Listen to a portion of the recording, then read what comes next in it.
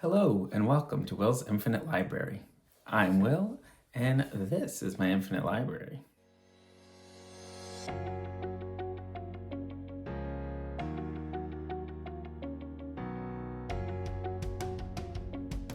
I've been reading on my Kindle a lot lately, reading ebooks, and e-reader is really every book in one. It is the true Infinite Library. It's like this one page that can refresh to become the page of any book ever written or that ever will be written.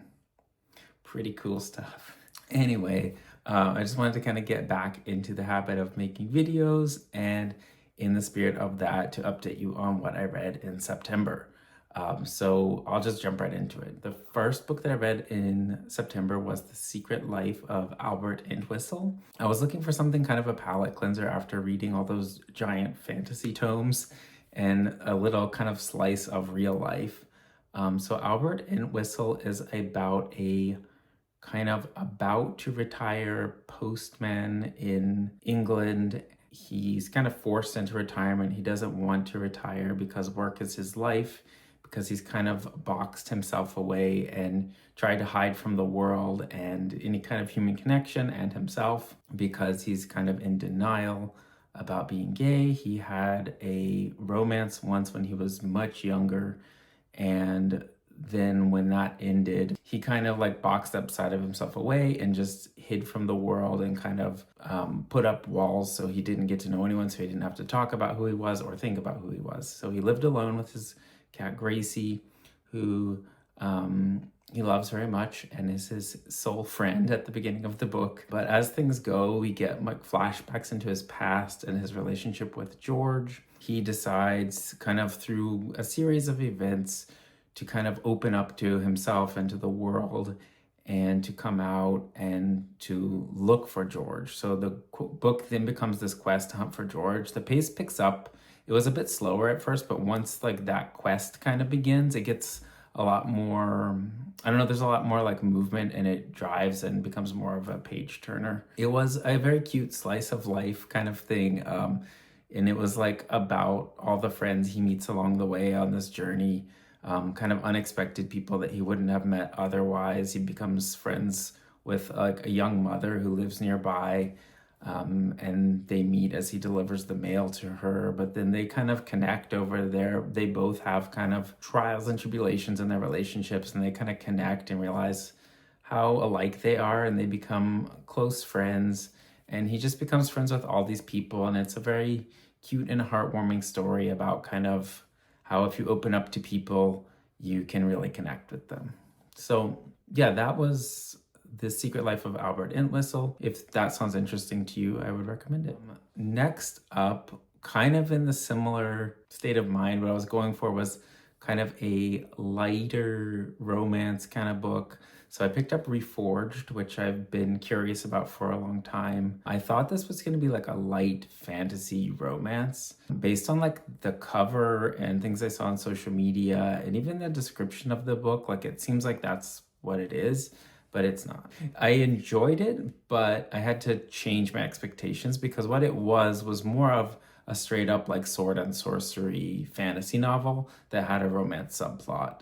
So the two main characters, Balin, I guess that's how you say it, and Zagreus, the king, and Balin, the paladin. He's like the first paladin who's like sworn to protect the king, like the king's like number one bodyguard. So he has all this responsibility. It's his dream to be in this position, and he was hoping to serve the king's brother, who was mysteriously murdered. And then Zagreus takes power. And Zagreus is like this kind of like young and eccentric king that no one thinks is going to do a good job. He's not really a fighter, but he does have kind of this magical musical power that's pretty cool. The book follows them and their adventures in a pretty, it's not like super dark, but like it's a very dangerous world that they live in. There's a lot of like regicide and fear for the king's life, of assassins and that kind of thing. So there are pretty high stakes throughout.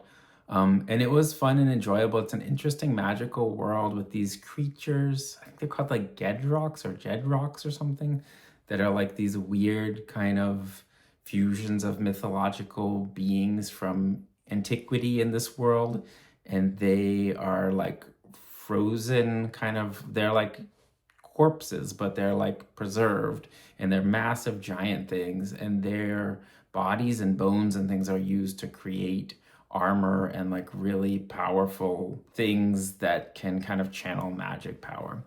So it's a cool, interesting magic world, and it's a cool story.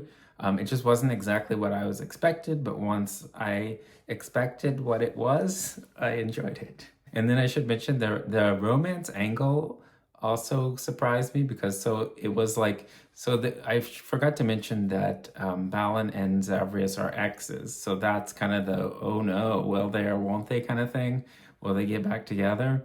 The cover is a spoiler. It's kind of a lot of like yearning and longing, and which I don't love. Like, I find it frustrating, but at the like 70% mark, it suddenly becomes very spicy out of nowhere. So again, like, expectations shifted again. So it became a very different book, I guess I will say. So that is Reforged. And next, the book that I really wanted to talk about the most is another palette cleanser, quite a shift from those two and from everything I've read recently, was Água Viva by Clarice Lispector. So I read The Hour of the Star a while back, which is one of her other books, and I'd wanted to read Água Viva for quite some time, but just it was never the right time, and then it finally was. So this one, again, I kind of knew more what I was getting into, but it was totally different. Like, it totally caught me off guard. It's like nothing I've ever read, because it's very stream of consciousness.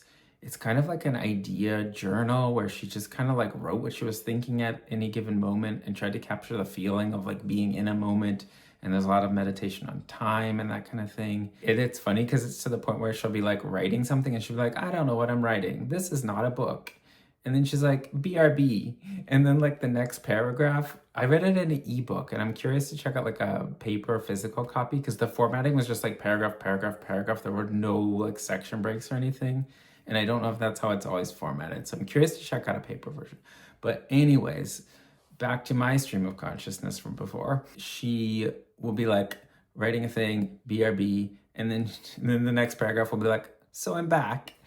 Here's another thought I just had while I was away.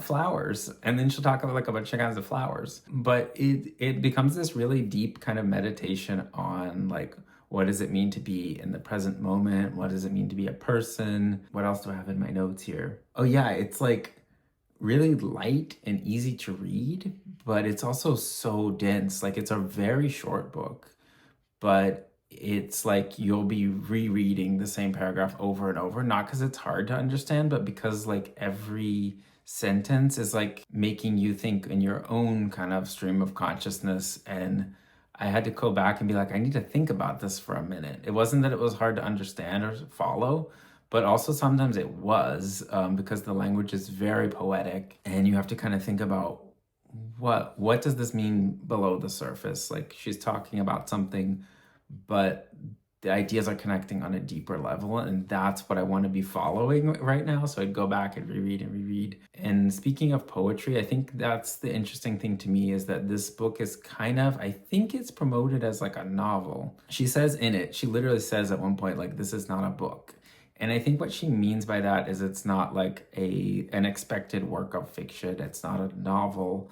In that way, it reminded me of Trout Fishing in America, which is another book that's like a very short, weird book where language is pushed to the limits, and it's not a novel like you'd expect, but that's kind of the point. Like, the point is to be experimental and to try something totally new that's never been done before.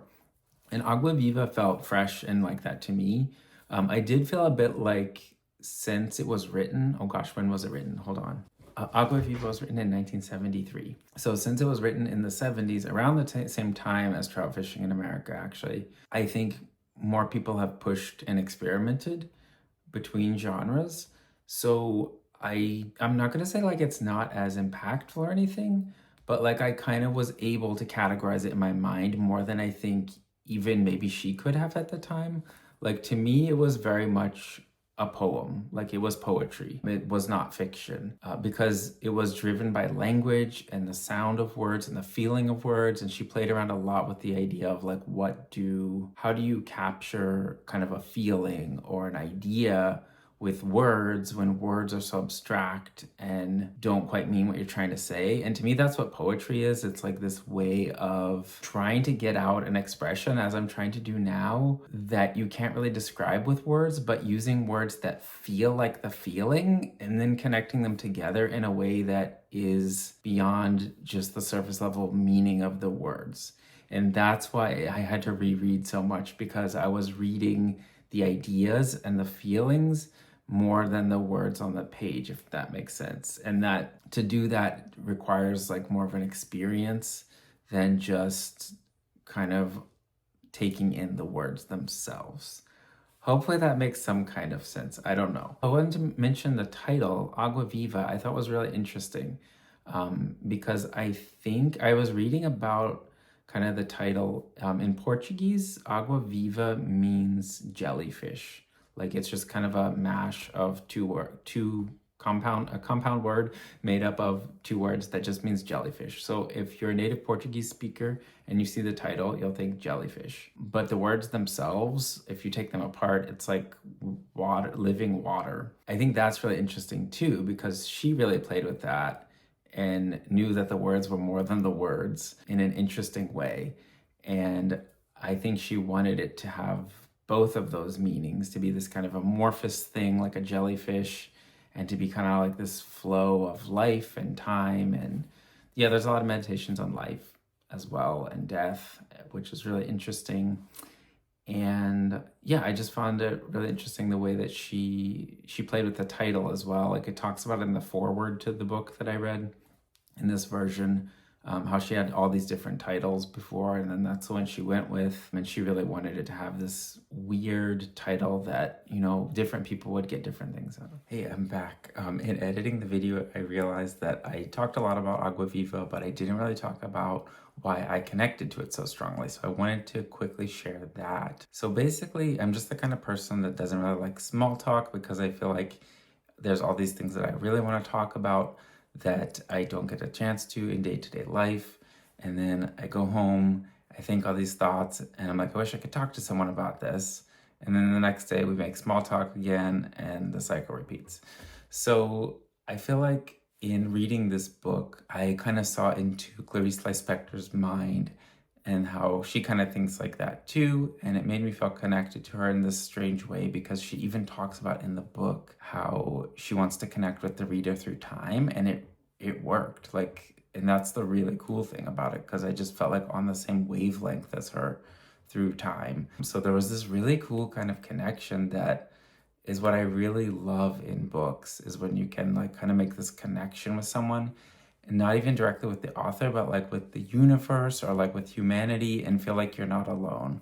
So I thought that was really cool. And I don't know if you think that way too, you might connect with it as well, because I think a lot of us do as readers kind of feel that way. And that's why we love reading so much, because it connects us to ideas and people that we wouldn't have encountered in our day-to-day life. And that's really cool. And then a funny kind of Easter egg is I've always been kind of trying to write something like Água Viva myself. Like the first fictional work I ever wrote, I subtitled my autobiography, because it was a story, but it had like little ideas here and there of like random things that I thought. And then like I've gotten more and more into writing traditional work over the years, but there's always like that kind of hint of that in the background. And so one of my friends that read like most of my work from that point on commented on one of my most recent things that I wrote. I think this was like back in 23 or 24.